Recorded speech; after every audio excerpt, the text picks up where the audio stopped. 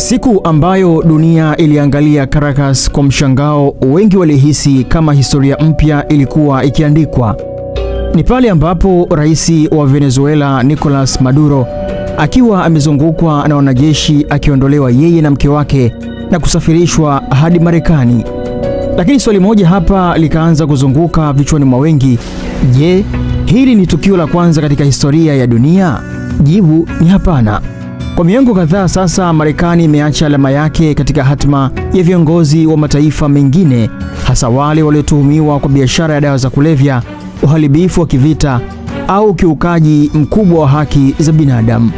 Kauli ya rais wa Marekani Donald Trump aliyemwonya kiongozi mpya wa Venezuela Delcy Rodriguez kwamba anaweza kukabiliwa vikali zaidi kuliko Maduro haikuwa kauli ya kawaida. Ilikuwa ni kauli yenye kumbukumbu za kihistoria, kwa sababu kabla ya Maduro kulikuwa na wengine kabisa. Mwaka 1989 Marekani ilivamia Panama na kumkamata kiongozi wake Manuel Noriega akishtumiwa kwa biashara ya dawa za kulevya na ufisadi. Operesheni hiyo ya kijeshi inayoitwa Operation Just Case ilihusisha majeshi ya Marekani kuingia Panama City na baadaye kumpeleka Noriega Marekani kwa mashtaka ya jinai.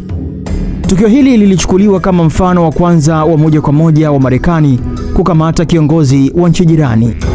Miaka kadhaa baadaye, macho ya dunia yakahamia Ulaya ya Mashariki.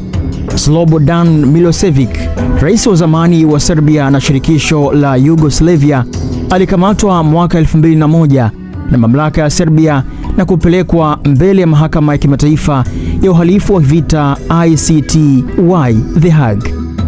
Marekani haikuwa nyuma katika harakati za kutiwa kwake nguvuni. Haikumtia nguvuni yenyewe, bali ilishirikiana na vyombo vya kimataifa kuhakikisha Milosevic anakabiliana na mashtaka ya uhalifu wa kivita, ikiwa ni pamoja na mauaji na ukiukaji mkubwa wa haki za binadamu katika mizozo ya Balkan. Tukienda huko Iraq, Saddam Hussein alikuwa rais wa Iraq kuanzia mwaka 1979 hadi kuangushwa kwake mnamo mwaka 2003. Alijulikana kwa utawala wake wa kiimla, ukandamizaji wa wapinzani na vita ya kikanda, ikiwa ni pamoja na vita vya Iran, Iraq na uvamizi wa Kuwait.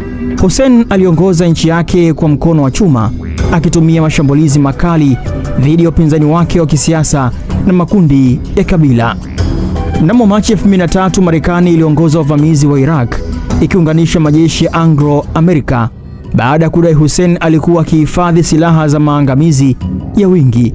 Ingawa hakukamatwa moja kwa moja ndani ya Iraq, operesheni ya kijeshi iliingia moja kwa moja mamlaka yake.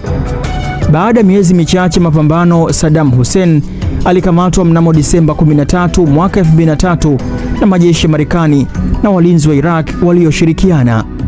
Kukamatwa kwake kulikamilisha hatua ya Marekani kuondoa utawala wake na kumfikisha Saddam Hussein kwenye mikono ya sheria.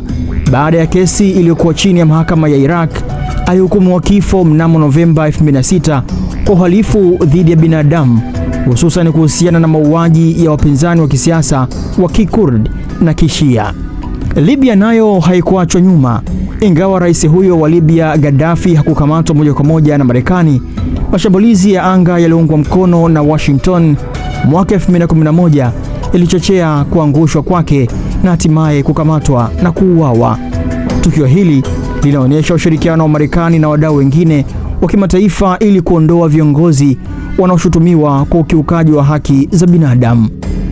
Na huko Sudan, rais wa nchi hiyo Omar al-Bashir alihukumiwa na mahakama ya kimataifa kwa uhalifu wa kivita na mauaji ya kimbari. Alikamatwa mwaka 2019. Hata hivyo, Marekani ilichukua jukumu la kisiasa na kisheria, ikilazimisha hatua za kimataifa kumfanya akabiliwe na mashtaka, ikionyesha ushawishi wa Washington bila kufanya uvamizi wa moja kwa moja, ikionyesha tu ushawishi wake, lakini haikuhusika kumkamata moja kwa moja. Tukio la hivi sasa la kumkamata Nicolas Maduro na mke wake kwa mashambulizi ya kijeshi ya Marekani linaongeza sura mpya katika historia ya sasa. Tukio hili linaonyesha jinsi Marekani inavyoweza kutumia nguvu ya kijeshi na mbinu za kisiasa kukamata viongozi wa kigeni. Maduro anatarajiwa kufikishwa mahakamani leo katika jiji la New York.